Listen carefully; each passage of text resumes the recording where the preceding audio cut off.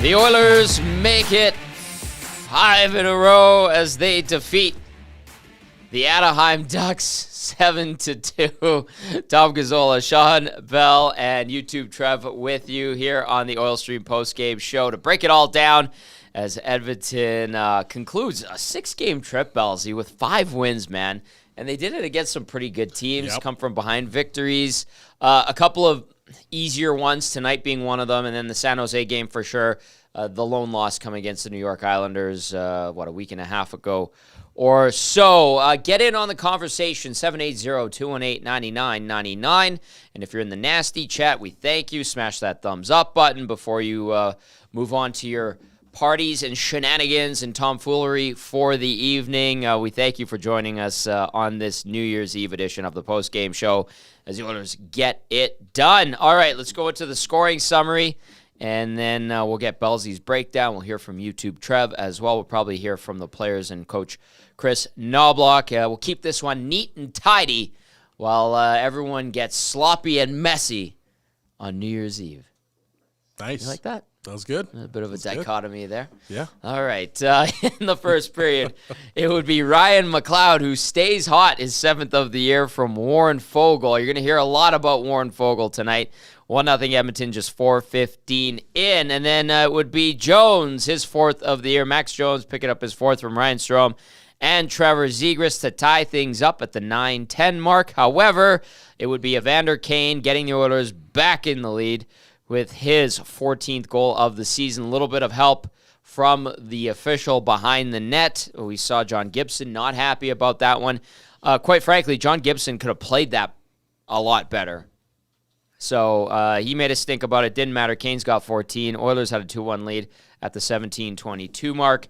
And in the second period, this is where things opened up for the Oil. Leon Draisaitl, his 17th goal of the season from Darnell Nurse and Warren Fogle. That pass going across where, Bellsy? Royal Road. Yes, sir. 3-1 Edmonton at 1:48. And then Warren Fogle collects his 6th goal of the season from Darnell Nurse and Connor Brown. Oh, interesting. Connor Brown gets a point. We wanted a goal. You wanted a goal so from him. bad. So bad. The 2-on-1 at the end where it just flubbed off of his stick, I think. I think that was the one. That was the one. That was the one. Yeah, we were disappointed. We said, oh, you would have made Bellsy look so good after talking about him on the pregame show. Although Bellsy, he did get a point here. He did. He gets a point. And he was a factor, so it was good. Yeah. It's nice to see. Yeah, okay. So Connor Brown picking up the assist, 3rd point of the season for the Oilers right winger. 4-1 at that point at 4:16 on Fogle's 6th. Fogle's 7th of the season and 2nd of the night comes from Ryan McLeod and Leon Draisaitl to make it 5-1 at 11:43 of the second period. This was all Oilers. Frank Vetrano would get the Anaheim Ducks to within 3 when he made it 5-2, 4:49 in the third period. Give Vetrano 17 on the year from Killorn and Gudis. However, the Oilers would respond shortly after. Zach Hyman, exactly 4 minutes later, gets his 21st of the season. He's on fire from McDavid and Bouchard. And then for good measure, Brett Kulak, 2nd goal of the season from Leon Draisaitl and Warren Fogle at 15:49 to make it 7-2. There's some fisticuffs. What'd you make of the fisticuffs after that? Well, we were talking about it kind of while it was happening. It was like, okay, you've got Trevor Zegras. They score a goal. Something happens. He spears McLeod. He goes after McLeod. Said back something. Of the leg. Yeah, I'm sure he said something. But if you got an issue there, you're down. Yeah. Why not do something about it? Like, to me, that the spearing call or you spearing McLeod made absolutely zero sense. Punch him in the face. That just tells me you just want to get out of this game as badly as you possibly can. He succeeded in doing that. That's for sure. We also saw a fight between Matthias Ekholm and Ryan Strome. Yeah, that was something that I did not see. Yeah, I don't think anybody had that on the bingo card tonight. They were definitely going at each other in the penalty box. They got that a penalty earlier, I think, with coincidentals, right? They were going at each other earlier. They were obviously heated, but I still didn't see that coming. Right. So good spirited scrap by both guys, willing combatants. Great job by both guys. Good tilt, surprisingly. Yeah, really good. Ryan Strome, I know he's, in his time as a member of the Oilers, I really enjoyed him. Great to chat with, always willing to discuss what was going on, win or lose, and a competitor. So he's not, Ryan Strome's not a big guy. Matthias Ekholm is a Viking. He's a big boy. Yeah. I think Strome got the jump on him a little bit. Good point. And then, Ekholm kind of got his footing. He got set, and then all of a sudden he just uncorked a few lefts, and it was over pretty quickly. But, it's good to see. You can't really chirp anybody for getting into a fight because you got to be willing. In that situation, the Ducks have been reeling, obviously. They've had a tough year after a good start. What's Ryan Strome trying to do? Is he sending a message to his team, or is he sending a message to the Oilers? He's just pissed off selfishly and going to try to get in a fight? Like, how do you see that? I see a bit of both, and it's just because the player. The player is a competitor, like you've mentioned already, and clearly things aren't going well. So, let's do something to maybe change that, or let's get a little bit of fight here. Yes, we're getting blown out here, but at the same time, we don't just fold our tents and say, "Okay, please give us more." Yeah. We got to go down with a fight here, and we got to make things hard for them, and we got to challenge them despite the fact that they're up. So, for Strome, it's there's a little bit of anger. There's a little bit of maybe retribution towards the fact of with Ekholm and those coincidentals earlier, and it's just a fight. It's let's enough's enough, guys. It's good to see. I enjoyed it. Good fight. Two good dudes and two competitors for sure, and both got their licks in that bout.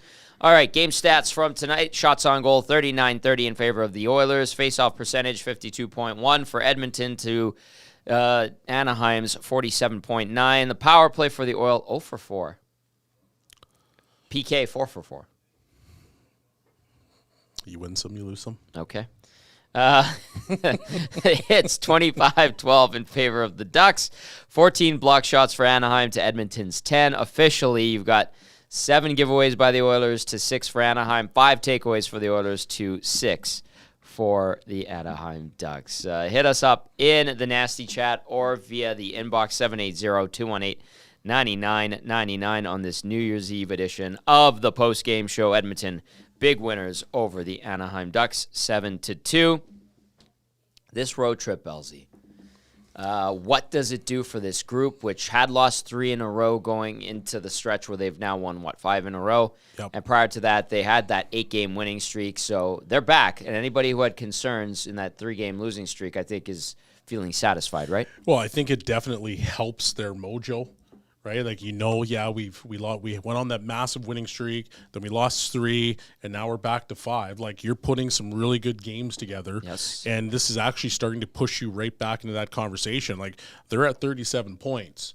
They're not too far back. No. So this is a really good thing right now. You want to see them playing well. Obviously, they close out 2023. Now they get a chance to rest for short break. Yep. And then they're going to be back at it in 2024. And right now, if you can continue the trend that they're on, I don't see a reason why they're not in the playoffs. I'm with you on that. The win against LA was good, although they did leak a point to the Kings. And I don't know. They have, 48 games left. You have 3 games against LA still. Now you're 8-point back of the Kings. That both teams, Edmonton has played one more game than the LA Kings. I'm not saying it's crazy to think that they might be able to push LA, but just, again, I think does the mindset stay, one day at a time, one game at a time, or can you start to peek ahead or not? What do you think? Well, you got to play one game at a time, but at the same time, if you're the Oilers, do you really care if you're 1, 2, 3 in the Pacific Division, or do you care more about the fact that you're going to get into the playoffs? Because if you look at the standings right now, Nashville is the first wild card with 41 points. Yep. The Oilers are at 37, so they're 4 back, but they've also got 3 games in hand. Correct. So if you utilize, those games well, there's a high likelihood you're probably sitting there in 2 weeks' time? Couple weeks. Yeah. 2.5 weeks' time? The one thing, maybe 2.5 2.5 weeks or so. But Nashville's on a 6-3-1 heater in its last 10. Arizona's on a 6-4 heater, has put together back-to-back victories. So these teams that are in front of you, it's not like they're going away without a fight. They're not going away, but that's why you got to utilize those games in hand. Right. So if you've got your 3 on Nashville, you win those, well, you're right there. You're there, yeah. And so, yeah, like as long as you're taking care of business, and that's why these games, like these trap games, are ultra important, because you can't fall into them, because they're games against teams that you have to beat. Mm-hmm. And, people can talk about, well, this team's not good or that team's really good and blah, blah, blah.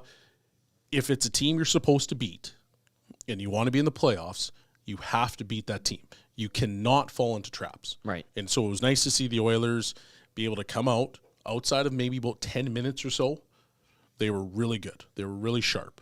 They brought it to the Ducks shift after shift, and that's what you want to see.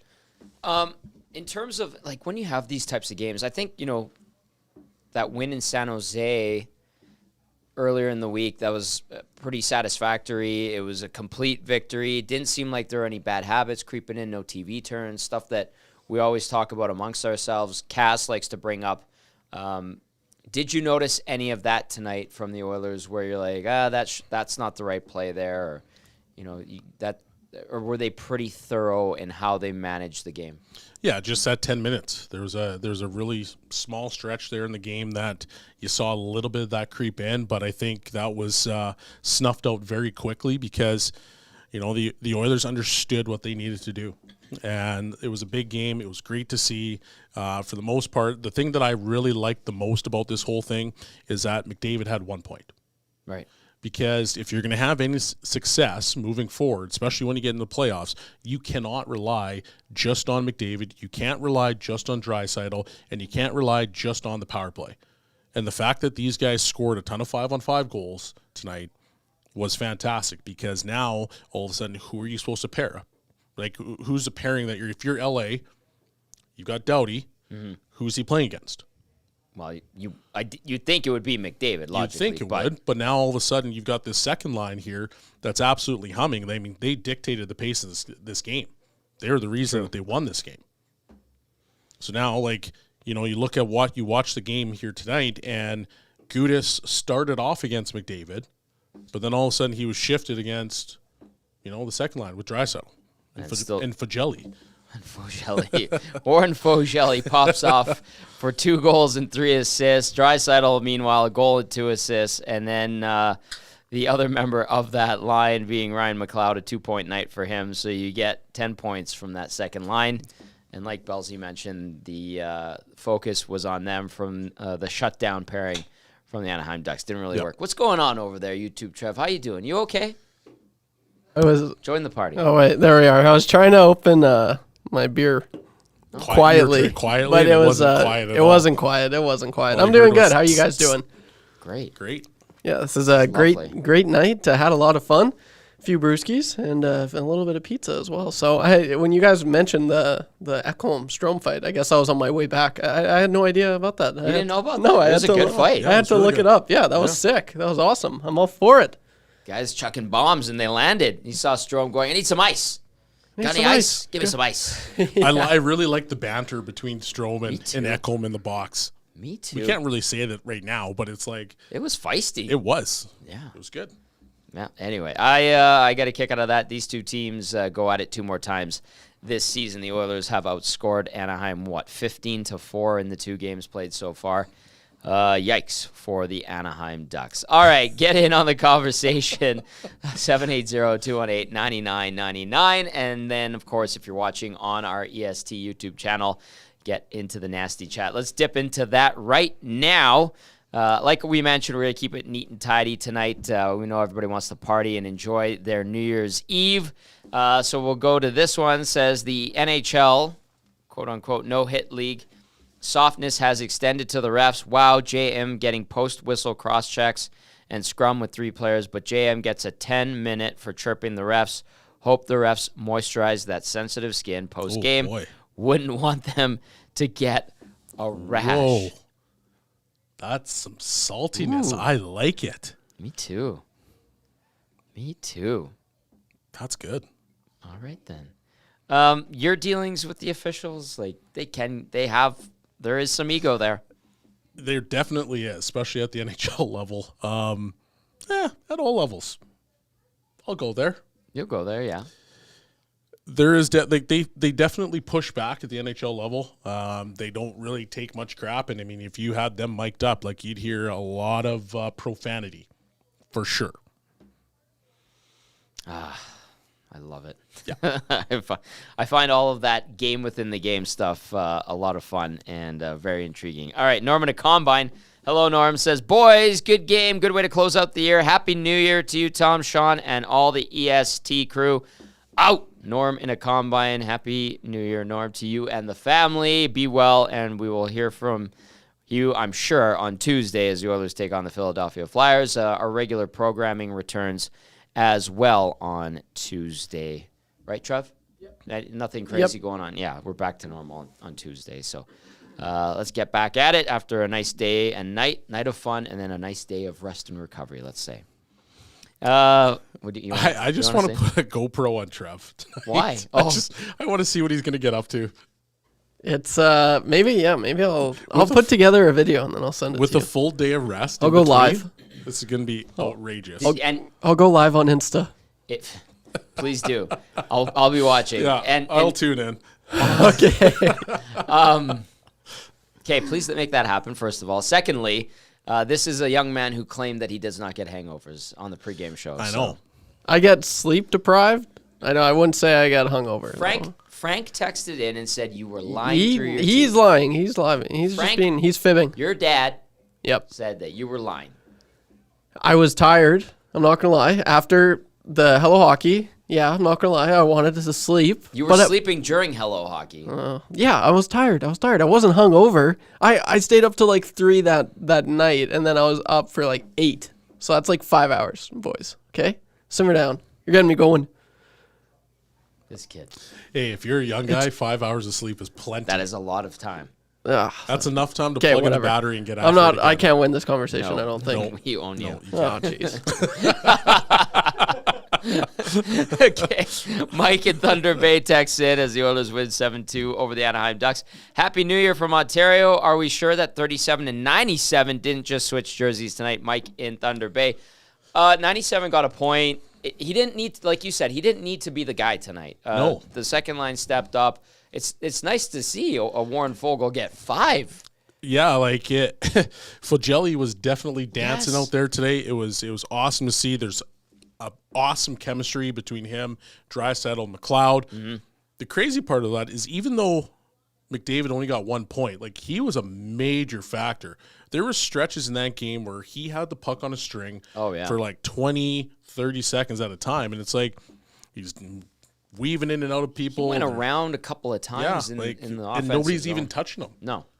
So, like, he was good as well. He unfortunately just didn't have as many points as we've all grown accustomed to, but he was still a big-time factor in the game. 2 points away from 900 is Connor McDavid. Still gets one tonight, and it was some help from guys like Fogle and McLeod, and even you had contributions. Darnell Nurse with a 2-point night. You had Brett Kulak scoring a goal. Not a pretty goal by any means, don't get me wrong, but a goal is a goal. It went in, and it also sparked a bit of a melee/skirmish, which we enjoyed the heck out of. All right, another text from Rusty. Says, Happy New Year, YouTube, Trev and T-Biscuit and Sean. No comments from me tonight other than all the best to you and yours in 2024. Thanks to each of you for all you do each day with EST. Thanks for all you did to bring this to all of us nasties. How was your meatloaf and Guinness this holiday season, T-Biscuit? I didn't even get a lasagna for Christmas this year. It was weird. It was different. It's been a different Christmas, but no lasagna. I might have to get Guinness tonight. Maybe I'll have a Guinness tonight. I'll find a spot and get a Guinness. You know what, Rusty? I'm glad you brought that up. I didn't have any over Christmas, but Happy New Year to you as well. Thank you for being with us back at the old shop and at our new shop. On to bigger and better. Let's let this thing grow and become a force for sure, right? We've got a good thing going, and we couldn't do it without the viewers and the listeners for sure. Renato the Styler also throws in a Happy New Year, boys. Let's go Oilers. Munching data from enemy territory in the coast. Be safe. Gentleman Renato, Happy New Year to you as well. You seeing anything in the nasty chat? Are you watching the nasty chat? I'm looking at the nasty chat. It's a lot of people just pretty pumped up right now, which is exactly what you want to see. How lubricated and everybody's probably intoxicated right now, which is fantastic. So bust out the PSAs again. The PSAs. That was something we talked about. Yeah, we did. We were going to do some PSAs at one point when the Oilers were having a tough stretch, but they are rolling right now, so it's we don't need them. We don't need, not just yet. Not yet. All right, Coach Mike chimes in, says, great win. Oilers finish off a 4-6 stretch on Tuesday, and then they get a break. Philly might be a tough out, but the Oilers need to keep this thing going. Happy New Year, everybody at EST and all the nasties. From Coach Mike. Coach Mike, Happy New Year to you as well. It's going to be a happy plane tonight. Yep. On the way back. It's going to be a day off for the team tomorrow, obviously. Tuesday, if you're Chris Knoblauch, Belsey, you're having maybe a glass of red on the plane, maybe two, and then you're letting the guys relax tomorrow. But what are you thinking in your mind going into Tuesday's game against Philly, a team that has had a surprisingly decent third of the season? What I'm thinking is the boys have a green light tonight. Fantastic. They're going to get after it whenever they land. They'll have probably a house party. Mm-hmm.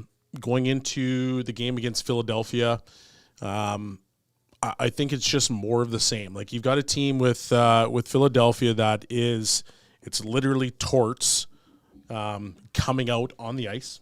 It's a hard-nosed team. They play hard. They don't give up much. But at the end of the day, the Oilers, for what they need to do is that they need to continue with obviously the recent trend.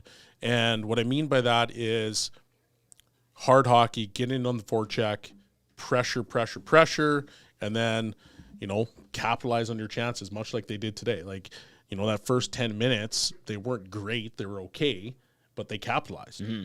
And they have enough firepower that they're able to do that, which, can maybe bring them out of a hole. The only thing you can't do is not show up. Because if you don't show up, Philly's winning that game. Right. If you show up, you play hard, there's a very high likelihood you're winning that game. Because who on Philadelphia right now scares you? Not going to lie to you. Not a lot of players do. Not a lot of players do, but they play a really tight team game. Let's take a look at what Philly's been doing here. And that's what they do. They don't have a McDavid. They don't have a Draisaitl. I don't think they have a Bouchard. They don't have a Kane.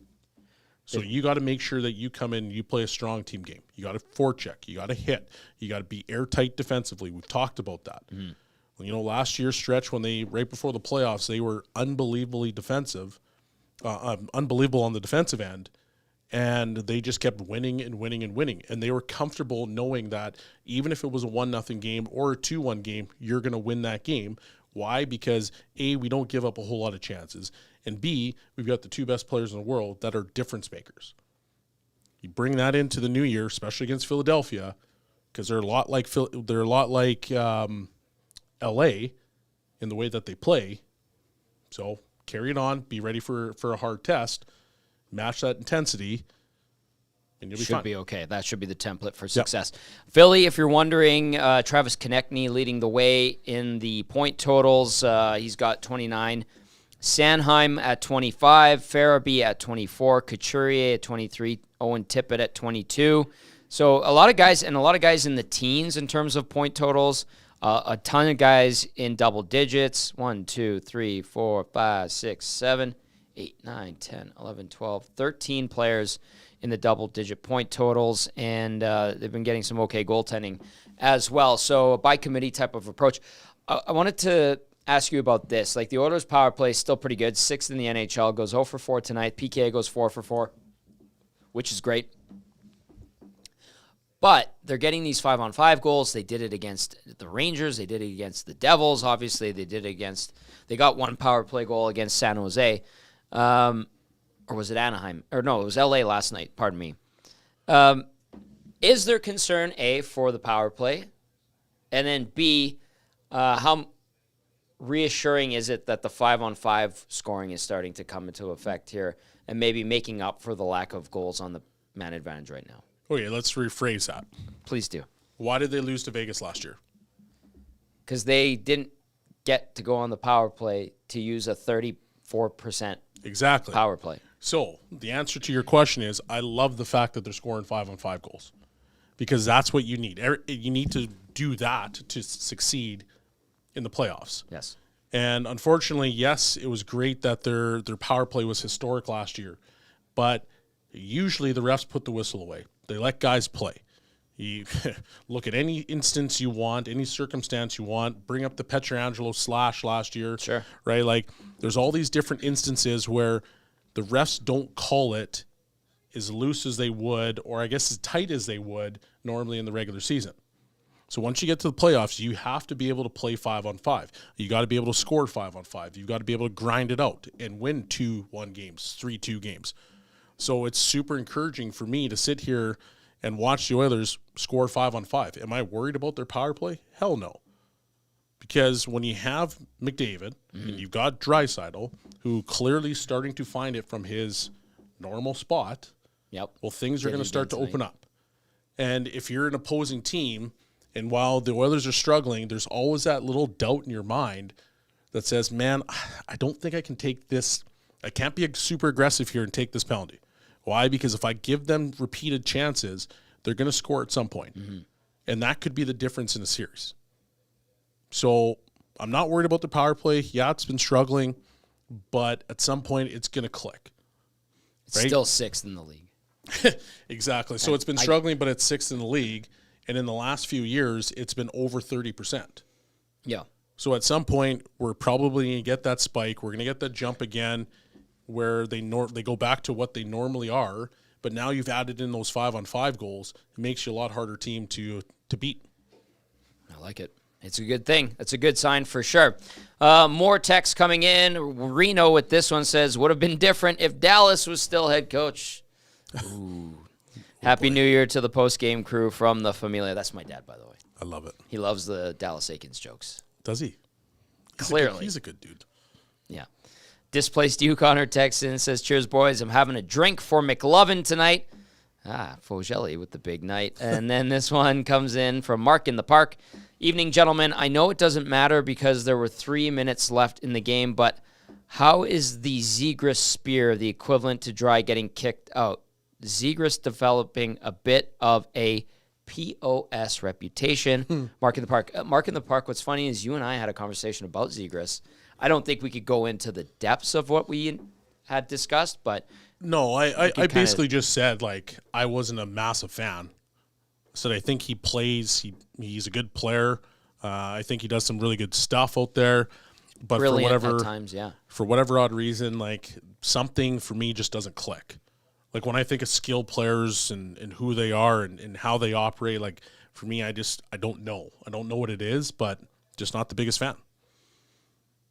I think the other comment that you and I had was if you want to get kicked out of the game because you're indifferent with how things were going and pissed off at it, instead of a spear, maybe I don't encourage hurting other people. It's Ryan McLeod.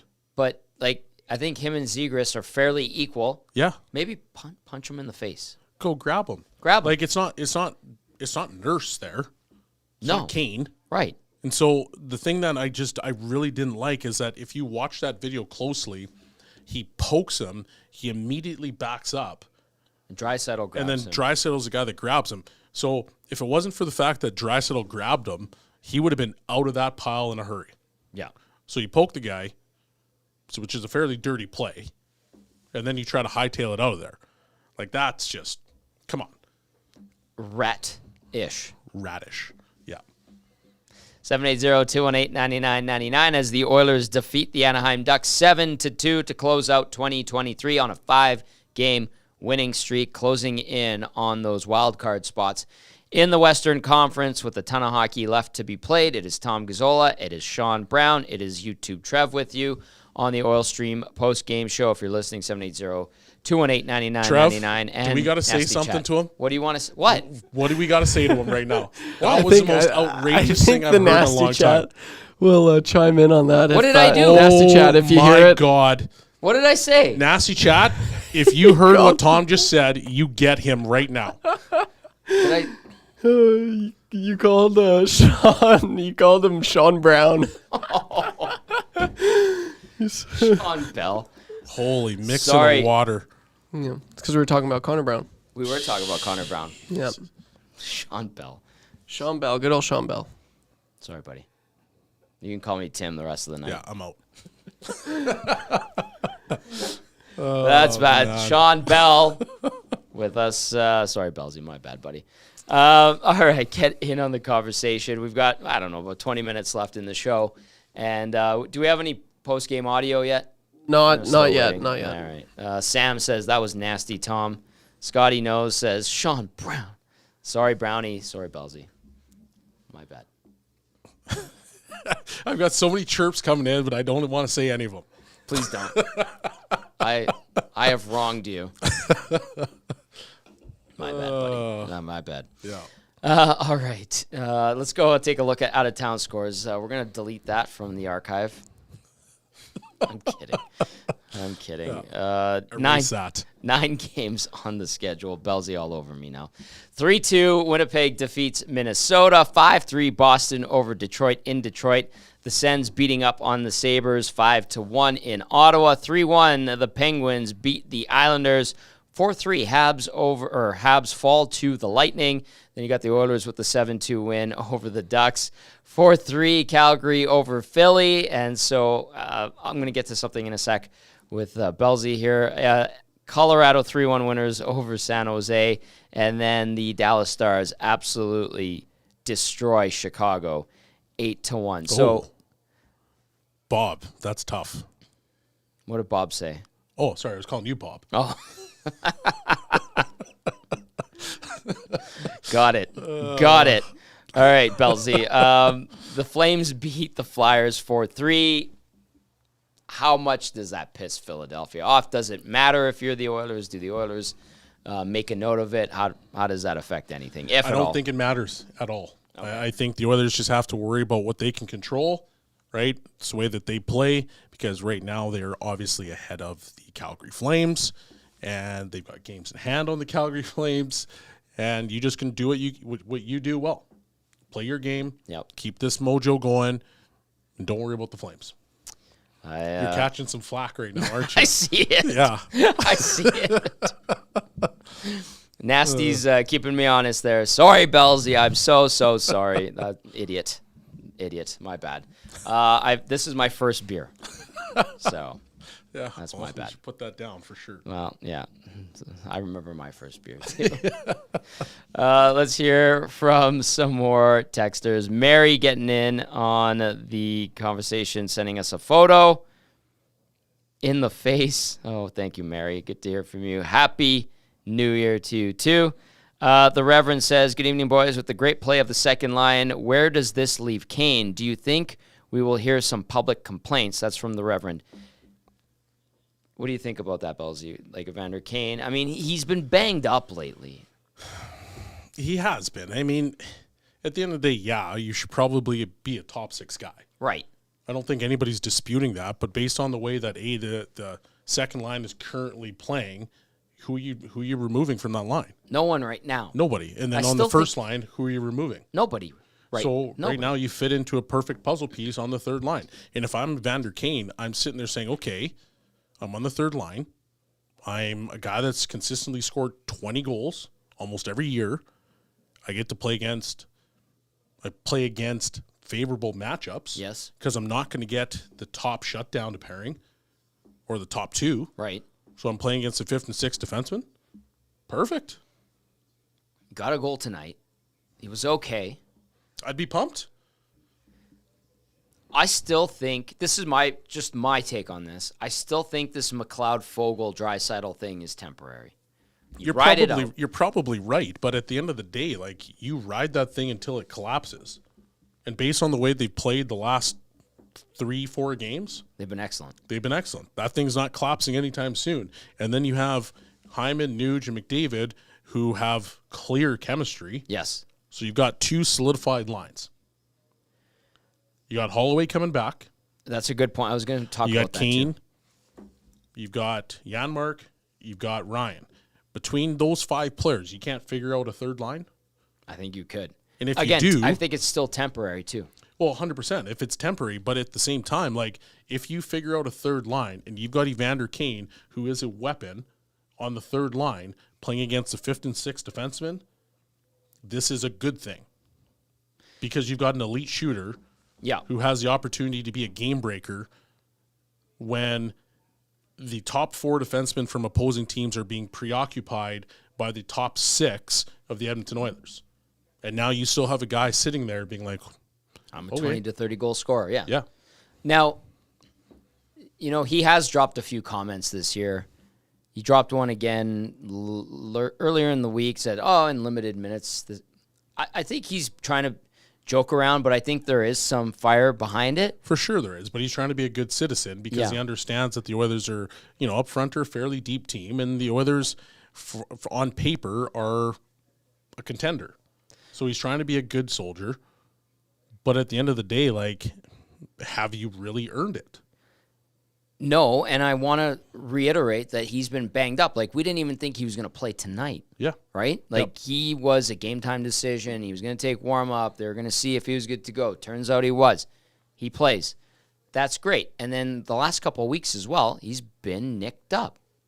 And I think just, like, looking at him, understanding his situation, considering he's been banged up, like, maybe that takes some of the fire away from him trying to make a case to be in the top 6 when he's just trying to stay healthy and get back to better health physically. Yeah, I mean, he has a little bit more runway to get back to better health because he's just playing against, I don't want to call it softer competition because it's not softer.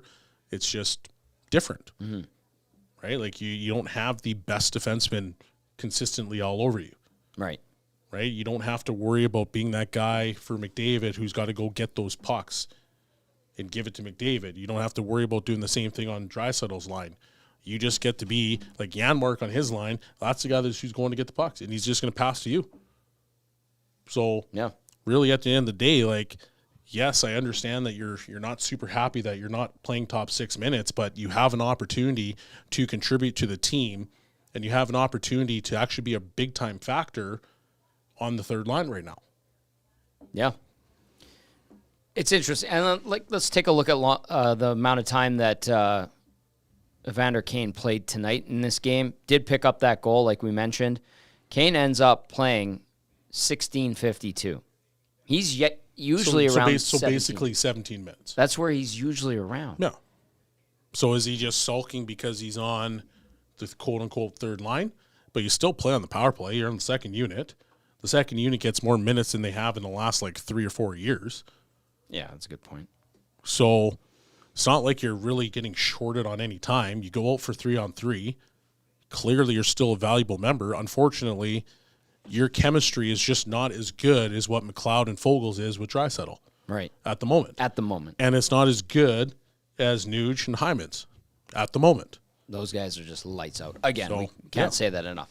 All right, Kenworth Kelly says, Tom said, I forgot your name, but your face rings a bell. That's a good Prince of Pun right there. Happy New Year from Cape Breton Island, fellas. Sask River Pirate says, well, at least Brown isn't dumping it in the corner on 2-on-1s anymore.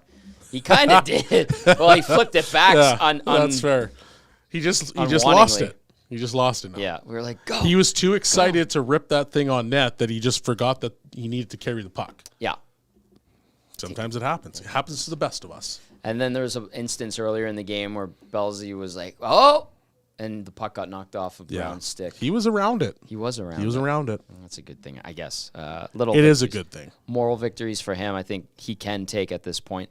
My dad, Reno, says that would fall under major blunders of 2023 and at the 11th hour. LOL, good win for the Oil, and they need to keep the heat on. Thanks, Reno. So even my dad's on your side. Absolutely. I understand. Let's see what we got in the nasty chat. Nate, who's in Vegas right now, says, what a game, what a win, what a run. Let's go Oilers. Hope everyone has a safe and happy New Year.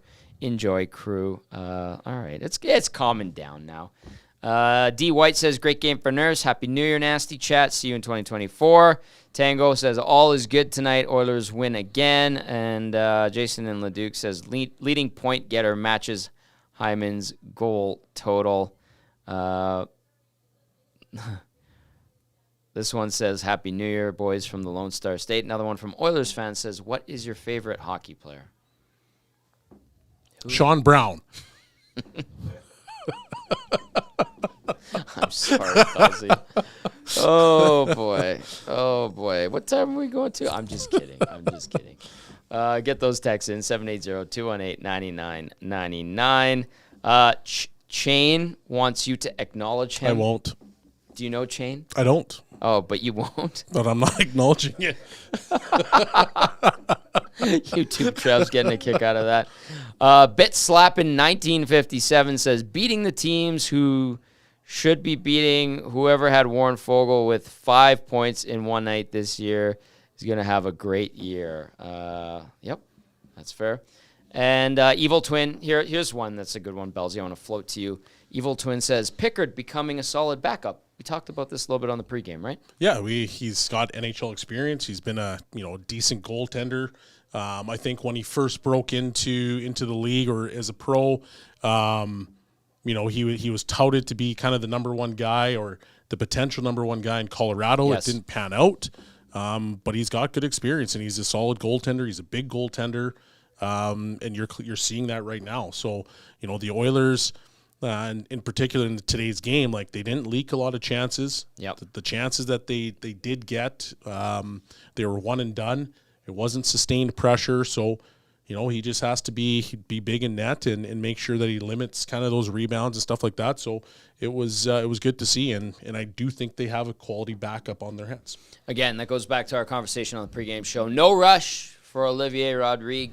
Let him keep doing what he's doing, and if a situation arises where you see an opportunity or you need to lean on another goalie, it's probably him over Jack Campbell at this point. I think that's established. Yep. And then if that time comes, that's when you get him up here, but not just you said it on the pregame show, Belzy. Don't just thrust him in for the sake of thrusting him in, especially if you're trying to play catch up, right? Yep. 100%. Awesome. YouTube Trev, how are we looking for? I'm getting Calvin Pickard right now. All right. How much longer? 1 minute. Okay. We can do a minute. Tango said, wait, did Tommy lose to Belzy when they played against each other? Yes. Every game. Every game. Literally every game. Like I said to YouTube Trev when I said that you and I played against each other in Bantam, Belzy was here. The rest of the league was pretty damn good here. Phaneuf was there, too. Oh, yeah, he was up there. In McDonald. Ian McDonald set the record in Bantam AAA that year. And then there was me way down here, plug on the worst team in the league. That's how I would describe it. You're nice to yourself, eh? Yeah. I wouldn't call you a plug. Just a guy. A jag. Just a guy.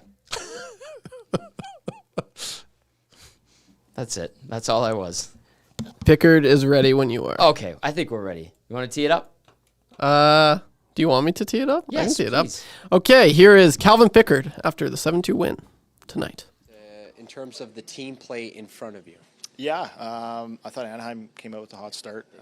They threw some pucks on the net, kind of fed off the energy in the building, and then I think we scored 5 minutes in, and they had a little bit of a pushback with a goal, and we never wavered. Even that second goal in the third period, we followed it up with a few great shifts and ended up scoring a couple more. So credit to the guys. We definitely deserved to win tonight, and it was a really good road trip. Back-to-back victories for you, for back-to-back starts for you personally. 3 wins in your last 4 starts. Can you take us through the process and the focus it takes to kind of make sure you're ready when called upon? Yeah, practice time's huge for me. I've said it before. Me and Shorty have had a lot of good sessions, and when I get that chance to play, not putting too much pressure on myself and going out and doing my thing. I've been doing it for a long time now, so I'm confident in my ability, and I just want to keep building on it. Are you happy you didn't have to defend against Warren Fogle tonight, who seemingly has a really hot stick? Yeah, he's unbelievable. I see him every day in practice. He's got an absolute bomb of a shot. So it's it's great to see him rewarded. I think he had 4 or 5 points tonight. So great to see him get rewarded. He's working hard, and the points are coming.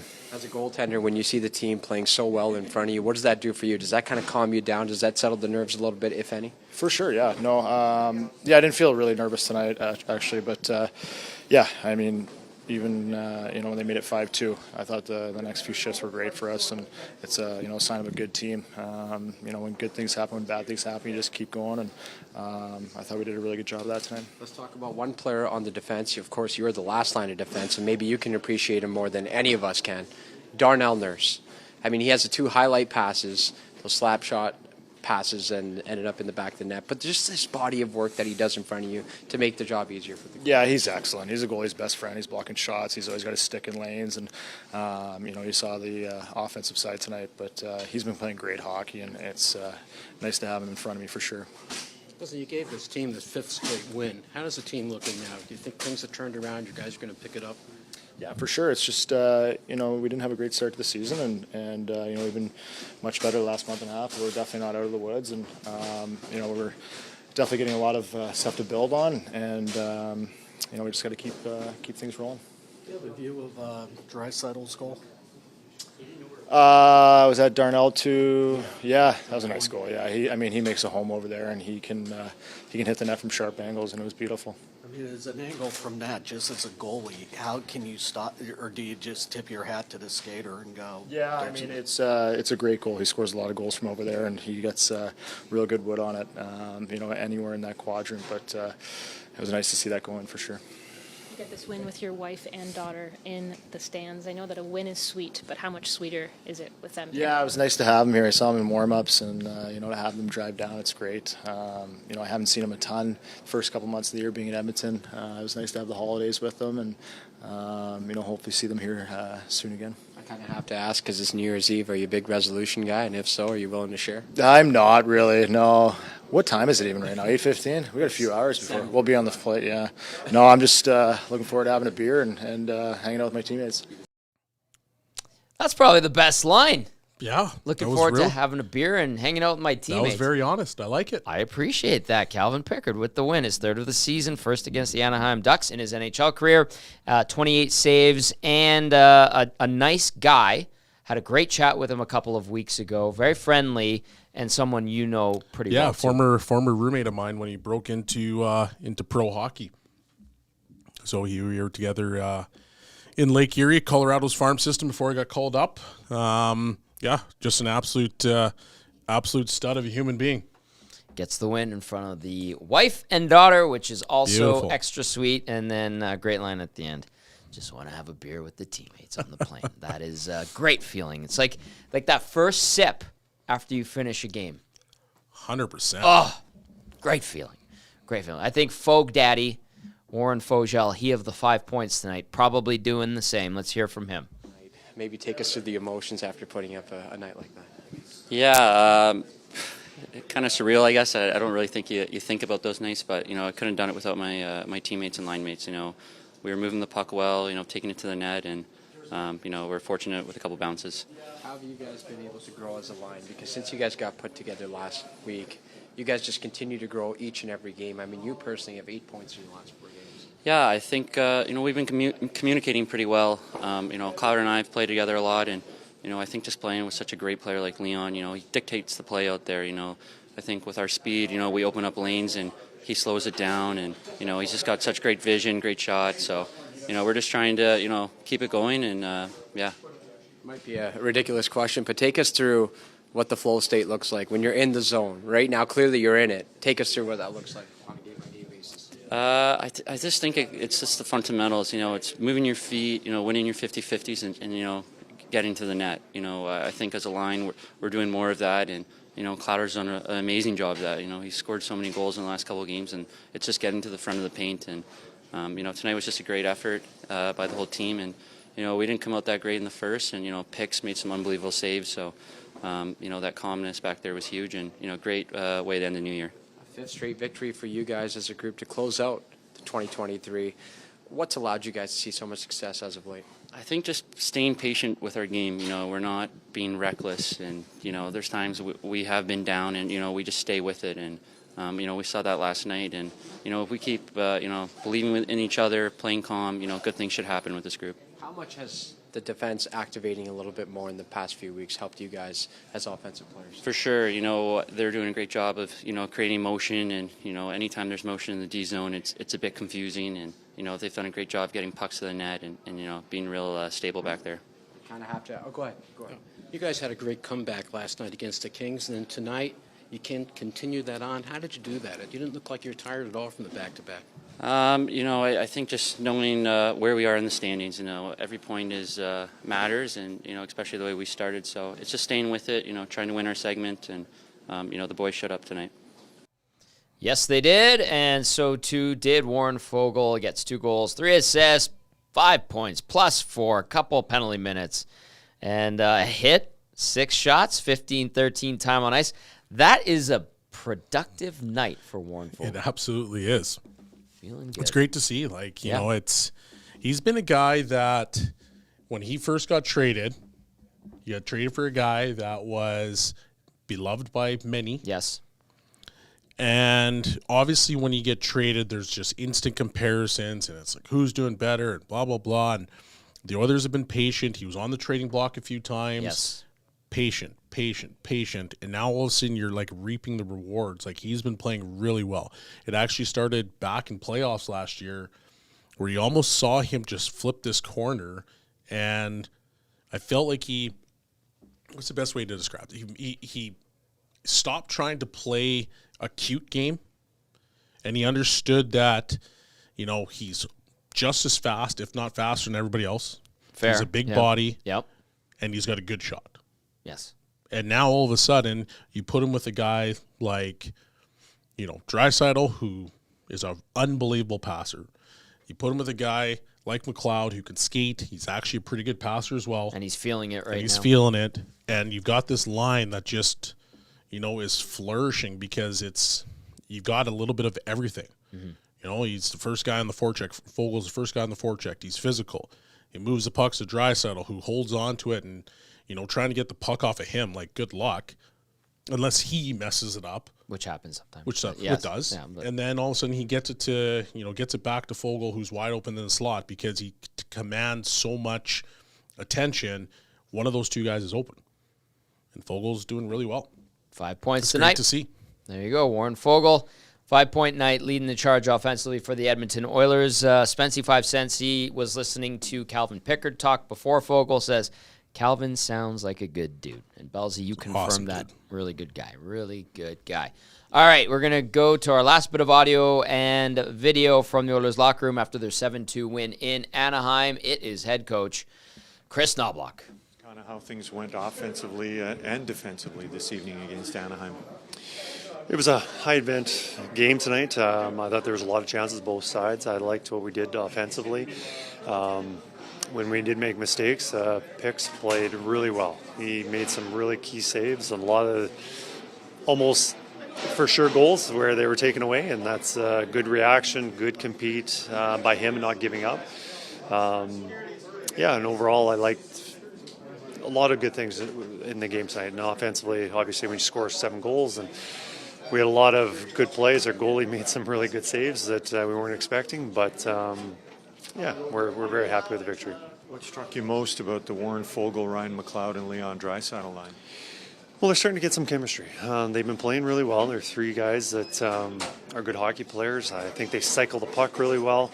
I think it's really important. Fogle and McLeod, how hard they worked, getting in on the forward check, creating turnovers, and they're not giving up the puck. They're able to create the turnovers, and then they are able to make plays. And I think, Leon's starting to feel very confident, better about his game, and 3 of them are really building some chemistry. Warren Fogle specifically, when his game is going, what are you seeing, Chris? Well, just being able to protect the puck, and I think there was an example on the rush in the second period. Not sure actually who end up getting the goal. I remember it set up with, I think Fogle protect the puck on the rush, not trying to beat the defenseman one-on-one. He was able to make a McLeod. McLeod one-touched it back to Draisaitl. Beautiful shot under the bar, and Gibson made a beautiful save. and then after that, we were able to score. But I think a lot of just not giving the puck away. And he's so good in the offensive zone, below the goal line. You know, there's every player has strengths. That's probably one of his biggest strengths, is how good he is below the goal line. I know Darnell Nurse factored in with a couple of primary assists tonight, but his overall game, Chris, do you feel like it's a little underappreciated with how much he has on his plate and how much responsibility he has on the back end? Yeah, no, I think him and Cease deserve a lot of credit the way they've been playing. You know, a lot of shutdown responsibilities. You know, it's nice to see him make a couple really nice plays for assists tonight. And, you know, I just think especially with getting back to Darnell, just how well he skates, he's able to close plays, and he's strong and wins those battles. I don't know how many times on the penalty kill he breaks up a play, and he's got guys all over his back, and he's still able to make the clear. So a lot of stuff like that's very appreciated by the team. You came back from a slow start last night. What was the key to coming out hard tonight? Well, I think we built a game tonight also. You know, I don't think first period, I think we're very fortunate to be up 2-1. I think the Anaheim was probably the better team in the first period, but we're fortunate to be up 2-1. They weren't going to make it easy on us, and it was definitely a better first period than it was in LA, but we still want to. Starts are so important, especially scoring the first goal. That's something that we'll have to be working on. Your goalie gets his second straight win, and for a guy who doesn't see a lot, just how about his night and being sharp? Yeah, no, a lot of credit. I think he played really well tonight, and, you know, giving up 2 tonight, it could have been a lot more with the quality of chances. And I think there was a lot of times when it was almost a for sure goal, and he was able to take it away. And, you know, for a team, you get excited about that. You like to see that. It's like seeing a big hit or somebody doing a key block shot. You see a goalie make a save that they weren't expecting. It provides life and energy for the rest of the guys. You have more of a lift because it's almost like he's a pinch hitter in baseball who comes in and gets a double or extra base hit. Yeah, it's tough for, you know, a fourth line guy, not sure when his next shift is going to be, and the rotation, and sometimes you sit there for a while, and same with the backup goalie. You don't get to play regularly. It might be a week between starts, and you know, we're very fortunate. He's been playing very well. We're happy to have him. Chris, obviously a very special year for you being named an NHL head coach. I'm not sure if you're a big resolution guy or not, but do you have any resolutions for 2024? No resolutions. I'm just enjoying this time here with the team, and hopefully we can get as many wins as possible.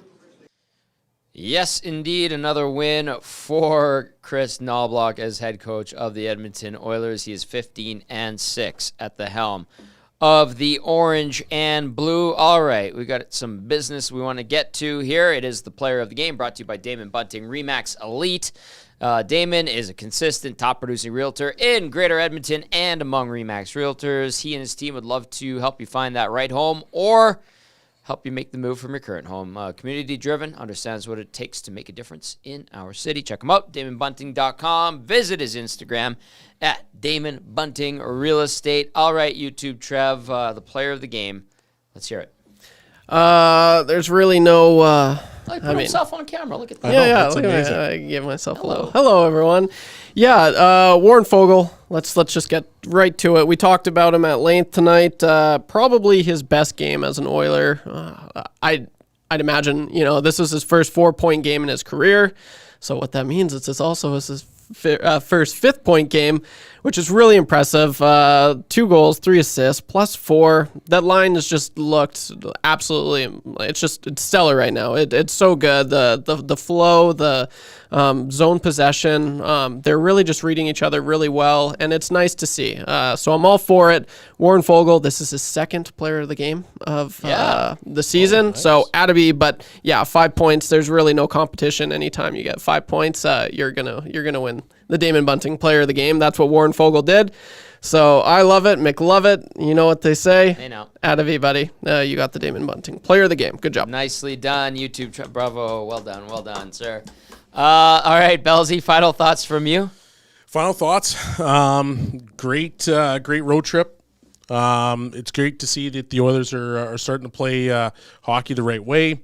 It's a style that's going to be successful moving forward, and I really hope they can consistently bring it game in and game out so that they can find themselves in the position that they want, because I do think this is a really good team. Yes. And they have the makings of being a contender for sure. They finally are starting to realize it. 3 points back of the Arizona Coyotes for the second wild card spot. I'm going to read one last text from the nasty chat, and it's a nasty one. Oh.